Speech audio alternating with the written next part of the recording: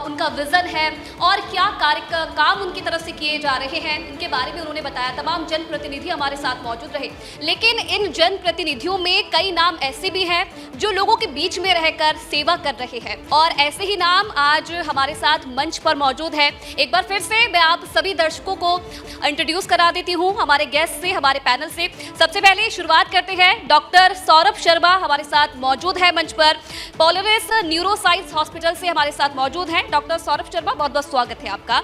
और second guest है हमारे साथ doctor Himanshu Yadav, gastro surgeon है और एडवांस लेप्टोस्कोपी सर्जन है ये, इनका भी बहुत बहुत स्वागत है। और तीसरे गेस्ट है हमारे साथ Vikram Kumar Sharma, Malabar gold and diamond से ये हमारे साथ मौजूद है। आप तीनों गेस्ट का बहुत बहुत स्वागत है हमारी इस महापंचायत पे। शुरुआत डॉक्टर सौरभ शर्मा आपसे मैं करती हूँ, क्योंकि जी तो डॉक्टर सौरभ, क्योंकि सबसे पहले सवाल मैं आपसे पूछना चाहूँगी, क्योंकि कोविड का दौर हमने देखा और पूरी दुनिया कहीं ना कहीं कोविड से जूझी, उसके बाद 2 साल कहीं ना कहीं हमें लगे इस परेशानी से उभरने में, और अभी भी हम कोशिश कर रहे हैं इससे उभरने की। लेकिन कोविड के जाने के साथ साथ कई ऐसी नई चीज़ें हैं जो अब लोगों के बीच में दिखाई दे रही है। चाहे मैं रिलेट करूँ उसे ब्रेन से जो रिलेटेड प्रॉब्लम्स हैं वो भी अब लोगों में देखने को मिल रही है। कई हमने ऐसे केसेस देखे हैं जहाँ अचानक से लोगों को हार्ट अटैक आ जाता है और उसके बाद इलाज होता है तो ये सामने चीज़ें आती हैं कि ब्रेन स्ट्रोक हो गया है या ब्रेन से रिलेटेड इशू उनको हो गया है। तो क्या जानकारी इसके बारे में देना चाहेंगे और कैसे हम इन जो इश्यूज हैं इनसे उभर सकते हैं? Thank you for inviting me for this seminar. तो जो आपका पहला सवाल था वो यही था कि काफ़ी ज़्यादा कुछ बीमारियां नई उत्पन्न हुई हैं या हमारे सामने आना शुरू हुई हैं कोविड के बाद। कोविड ने क्या किया, एक प्रोथ्रोम्बोजेनिक स्टेट कर दी है, हमारे खून के जमने की क्षमता किसी कारणवश बढ़ने लगी है कोविड के बाद पेशेंट्स में। दूसरा, इसी की वजह से हार्ट अटैक्स हो रहे हैं, लेकिन हार्ट अटैक्स खाली कोविड की वजह से नहीं है, इसमें सेकेंड हिट भी है। ऑफ लेट जो हमने देखे हैं, चाहे वो शुक्ला एक्टर हों या राजू श्रीवास्तव जी हों या ऐसे ही बहुत सारे ऐसे किरदार वाले या सोशल मीडिया वाले लोग हैं जिनकी डेथ हुई है, और जो डेथ है वो स्मोकिंग से भी रिलेटेड है। तो पहला कारण रहा है कोविड, जिससे एक प्रोथ्रोम्बोजेनिक स्टेट हुई है। उसके बाद जब वो लोग स्मोकर्स ऑलरेडी थे, उनकी वजह से ये चीज़ें प्रेसिपिटेट हुई हैं। और जो सबसे बड़ी प्रॉब्लम आजकल आ रही है वो है फास्ट दुनिया की, जिसमें हम अपनी बॉडी को नहीं समझ पाते। हमें 1 महीने के बाद किसी रोल के लिए बॉडी बनानी है, और जो सोशल मीडिया पे लोग रहते हैं उन्हें हर चीज़ बहुत फास्ट पेस चाहिए। जब हम लोग छोटे थे तो महाभारत देखने के लिए भी हमें 1 महीना 1 हफ्ता वेट करना पड़ता था, अब 1 घंटे महाभारत देख पाते थे। बट आजकल की दुनिया को 1 महीने बॉडी बनानी है, 1 घंटे में पिज़्ज़ा चाहिए, सब कुछ ऐसा हो रहा है, जिसकी वजह से एक आजकल high intensity interval training HIIT कहते हैं वो स्टार्ट कर दिए लोगों ने। तो जिम जाते हैं लोग, ब्लैक कॉफ़ी पीते हैं, रात भर जागते हैं और फिर उन्हें ट्रेडमिल पे दौड़ना है और अगले दिन बॉडी चाहिए।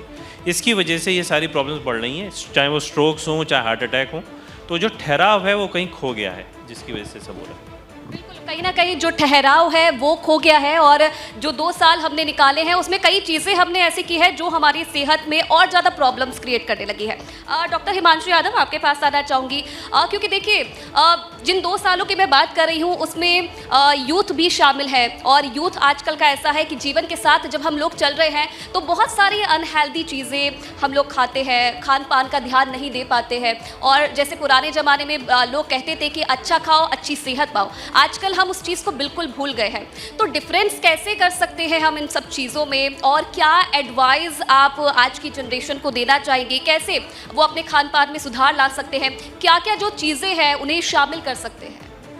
देखिए, मैं एक बहुत पुराने कॉन्सेप्ट पे टच अपॉन करना चाहूँगा। वो कॉन्सेप्ट दिया था हिपोक्रेट्स ने सदियों पहले। वो कॉन्सेप्ट था कि all disease begins in the gut, यानी सारी बीमारियों की उत्पत्ति पेट के साथ होती है। और दूसरी बात जो वो कहते थे, let food be the medicine, यानी कि आपका फूड ही आपकी मेडिसिन होना चाहिए, वहीं से सारी चीज़ें क्योंकि उत्पत्ति होती है। लेकिन होना क्या शुरू हो गया है, इसका उल्टा हो गया है। Medicine has now started becoming our food. तो यहाँ पे हमारी प्रॉब्लम्स की शुरुआत होती है, और इसमें सबसे बड़ी प्रॉब्लम है कि हम लोग आइडेंटिफाई कई बार नहीं कर पाते कि अनहेल्दी फूड स्टफ्स कौन से हैं। यदि आप गूगल करके देखेंगे तो सबसे अनहेल्दी फूड स्टफ्स में 2 कैटेगरीज के फूड्स मिलेंगे। एक है एरेटेड बीवरेजेस या शुगर कंटेनिंग बीवरेजेस। अनफॉर्चुनेटली आप कहीं भी रेस्टोरेंट में जाएं, कहीं पर भी जाएं, किसी भी के घर पे जाएं, सबसे पहले इंडिया में जो कल्चर चल गया उसमें आपको कोल्ड ड्रिंक दे दी जाएगी जिसमें कि सीधी सीधी शुगर होती है, उसमें कोई प्रोटीन नहीं होता, कुछ नहीं होता, और उससे सीधा आपका शुगर का राइज होता है। ये चीज़ खाली एनर्जी प्रोवाइड करती है, ठीक है, थके हारे आते हैं आप और एकदम से एनर्जी देती है, लेकिन इसके साथ दूसरा कॉन्सेप्ट ये होता है, जब ये एनर्जी हम एक्सेसिव मात्रा में लेना शुरू करते हैं तो एनर्जी हमारे बॉडी में इकट्ठा होना शुरू होती है। शुरू के मैनिफेस्टेशंस क्या आएंगे, पेट निकलना शुरू हो जाएगा, अल्ट्रासाउंड कराएंगे, फैटी लिवर होने शुरू हो जाएंगे, और ये सारी चीज़ें होंगी। तो पहली बात तो हम आइडेंटिफाई करेंगे सबसे अनहेल्दी फूड जो हम लेते रहते हैं वो शुगर कंटेनिंग बीवरेजेस हैं। दूसरी बात, हम किसी रेस्टोरेंट में जाएं, रात में खाना खाने जाएं, तो वहाँ पर सबसे पहले क्या ले लेंगे, मोहितो, वर्जिन पिना कोलाडा, ये सारी चीज़ें लेना शुरू कर देंगे। अगेन वो अनहेल्दी फूड स्टफ्स हैं। तीसरी जो अनहेल्दी फूड स्टफ्स हम खाते रहते हैं वो है, कई जो थोड़े से हेल्थ के प्रति सो कॉल्ड जागरूक लोग हैं वो कहेंगे कि हम तो वो वाली लेते ही नहीं, हम डाइट कोक लेते हैं, हम कैफीन लेते हैं, हम बेसिकली ब्लैक कॉफ़ी लेते हैं, हम इस तरीके की चीज़ें लेते हैं।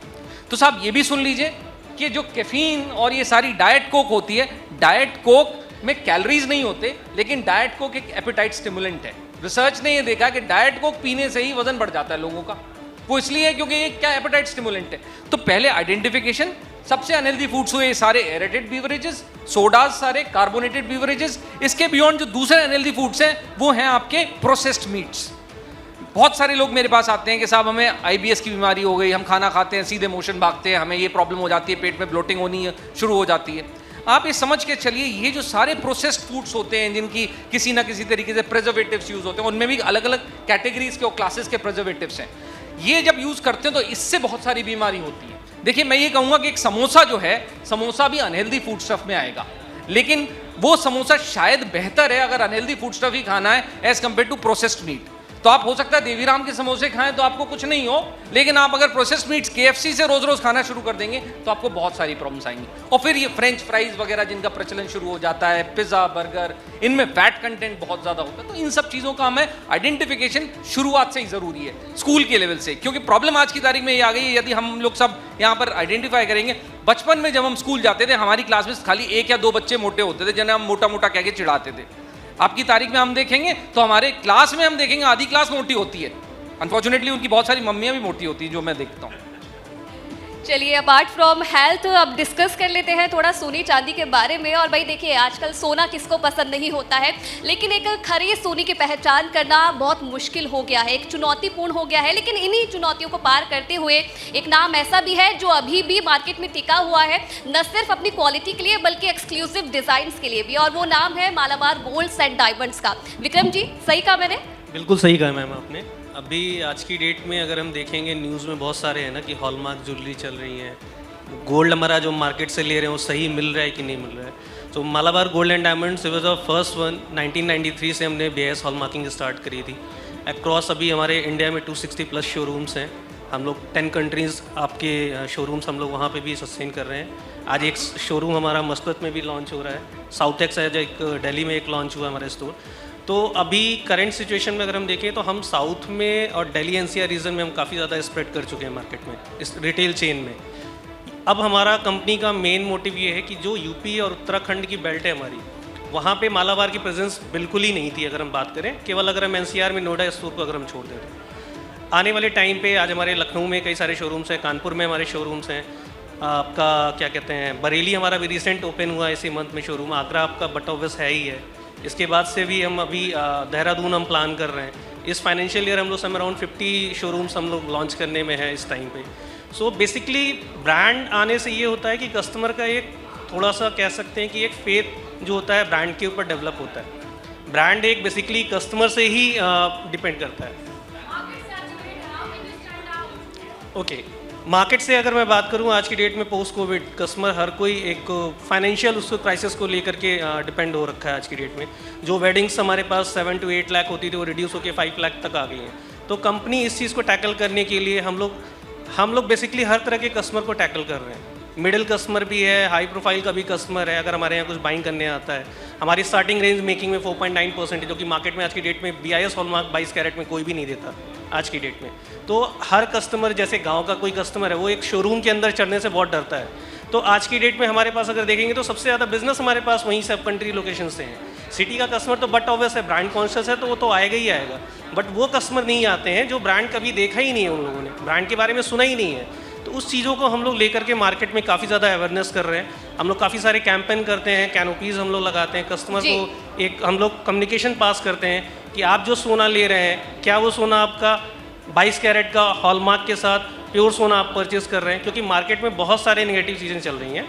बट हाँ, कस्टमर अब इतना एजुकेटेड हो गया है कि कहीं भी जाने से पहले गूगल करता है, चेक करता है ब्रांड के बारे और में। कहीं ना कहीं वही चीज़ है जो कि मालाबार गोल्ड एंड डायमंड्स पर जो जनता है वो ट्रस्ट जता रही है। एक बार फिर से डॉक्टर सौरभ आपका रुख मैं करना चाहूँगी, क्योंकि देखिए हेल्दी ब्रेन की भी हम लोग बात कर रहे हैं, ब्रेन से रिलेटेड प्रॉब्लम आपने बताई और शेयर किया लोगों के साथ में, लेकिन मैं चाहूँगी कि जो भी दर्शक हमें देख रहे हैं, जो भी लोग इस वक्त हमारे साथ मौजूद हैं, उनको आप एक हेल्दी टिप्स दे दीजिए कि कैसे वो अपने ब्रेन को हेल्दी रख सके, वेल्दी रख सके, ताकि आने वाले समय में हम एक हेल्दी लाइफ जिए। देखिए, अभी मैं यही कहूँगा इस पे कि जो हमारा लाइफस्टाइल था बहुत पता वेस्टर्नाइज हो गया। हमने एक वेस्टर्नाइज लाइफस्टाइल अपनाया, रात को जागते हैं, खाना पीना ठीक नहीं है, खाने की कोई गारंटी नहीं है, एक्सरसाइज करते नहीं हैं। तो जो हमारी सनातनी जीवन शैली थी उसी तरफ लौटना ज़्यादा बेटर है। यही हर तरीके से योगा विदेश सब लोग अपना रहे हैं, खाना पीना भी इंडियनाइज कर रहे हैं और वो हमसे सीख रहे हैं और हम अपनी पद्धतियाँ जो हैं, जो हमारा कल्चर है उसे भूल रहे हैं। तो इस समय जो सबसे इम्पोर्टेंट चीज़ है वो यही है कि अपना खान पान ठीक रखें और अपनी जीवन शैली को सनातनी तरीके से ही फिर से सुधारें। तो रिक्लेम आवर हेरिटेज वही मेन रहेगा। तो देखिए, ये टिप्स दी है हेल्दी ब्रेन के लिए। अब मैं चाहूँगी डॉक्टर हिमांशु, क्योंकि अगर मैं उत्तर प्रदेश के लोगों की बात करूँ तो एक बेसिक प्रॉब्लम आजकल लोगों में हो रही है स्टोन की प्रॉब्लम, और न सिर्फ जो एज वाले लोग हैं, न सिर्फ उनमें बल्कि जो युवा हैं उनमें भी स्टोन की प्रॉब्लम आजकल बहुत देखने को मिल रही है। और कई बार जाकर ऐसा होता है कि बहुत लास्ट स्टेज में हमें उसके बारे में पता चल पाता है। तो आप क्या यहाँ पर एडवाइस देना चाहेंगे, कैसे क्या चीज़ों को हमें ध्यान रखना है, अगर ऐसे स्टोन की प्रॉब्लम होती है तो कैसे हमें उसका इलाज कराना है? देखिए, हम लोग नॉर्थ इंडिया में जिस एरिया में रहते हैं वो है गैंजेटिक बेल्ट, और इस एरिया में गॉल ब्लैडर स्टोन्स की, किडनी स्टोन्स की, सभी प्रकार के एसेंशियली स्टोन्स की प्रॉब्लम्स काफ़ी कॉमन है। खास तौर पे जो गॉल ब्लैडर स्टोन्स हैं वो उस एरिया में एंडेमिक हैं। और इसके साथ साथ क्या है कि इन स्टोन्स का एसोसिएशन बहुत है गॉल ब्लैडर कैंसर के साथ। यदि मैं देखूं, गॉल ब्लैडर कैंसर के पेशेंट्स में 80% में स्टोन्स पाए जाते हैं, लेकिन जिन पेशेंट्स में स्टोन होते हैं उनकी अगर नेचुरल हिस्ट्री देखेंगे उनमें खाली 3 से 5% में कैंसर डेवलप होता है, लेकिन डेवलप जरूर हो जाता है ऐसे पेशेंट्स में। तो इसके मायने क्या है कि यदि स्टोन्स आपके पाए जाते हैं, अक्सर करके हम इन्हें इग्नोर करते हैं। वेस्टर्न लिटरेचर ये कहता है अगर स्टोन्स हैं, ये सिम्टोमेटिक फाइंडिंग है, उन्हें पड़े रहने दीजिए। लेकिन हम इंडिया की पॉपुलेशन की अगर हम बात करें, वहाँ यहाँ की पॉपुलेशन आबादी अलग टाइप की आबादी है, हमारी जेनेटिक्स अलग है, और हमारे में अगर कैंसर की ज़्यादा इंसिडेंस है तो हमें इन स्टोन्स को शायद थोड़ा जल्दी एड्रेस कर देना चाहिए। पहली बात तो ये है। दूसरी बात, स्टोन डिजीज का पूरा स्पेक्ट्रम होता है। वो स्टोन डिजीज का स्पेक्ट्रम सिंपल हो सकता है, हल्का फुल्का गैस ब्लोटिंग से लेकर के सीवियर पेन से लेकर के जबरदस्त फीवर, पेट में दर्द, पेट फूलना, यहाँ तक के पैंक्रेटाइटिस वगैरह के भी एपिसोड्स, सारे कॉम्प्लिकेशंस के साथ भी पेशेंट्स प्रेजेंट कर सकते हैं।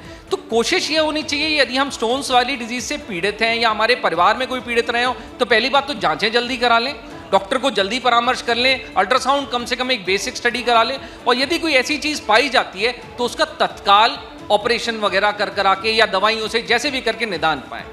दूसरा जो हमारा कॉन्सेप्ट है, क्योंकि मैं लेप्रोस्कोपिक सर्जन हूं, वो हमारा कॉन्सेप्ट है MAS यानी minimal access surgery for masses. तो MAS फॉर मासेस का कॉन्सेप्ट हम फॉलो करते हैं, यानी कि जो हम कॉन्सेप्ट देते हैं वो है मिनिमल एक्सेस, यानी छोटे चीरे से हम उन्हीं ऑर्गन्स को एक्सेस कर पाएं जिनको कि पहले के ज़माने में लंबे लंबे चीरे देके लोग एड्रेस करते थे। बिल्कुल।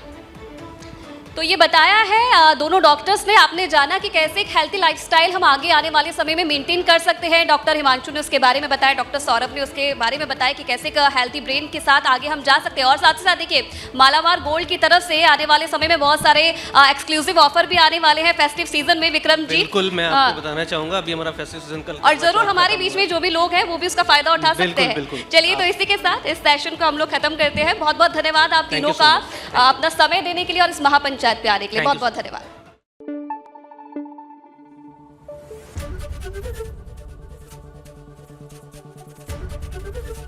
ABP गंगा, खबर आपकी, जुबान आपकी।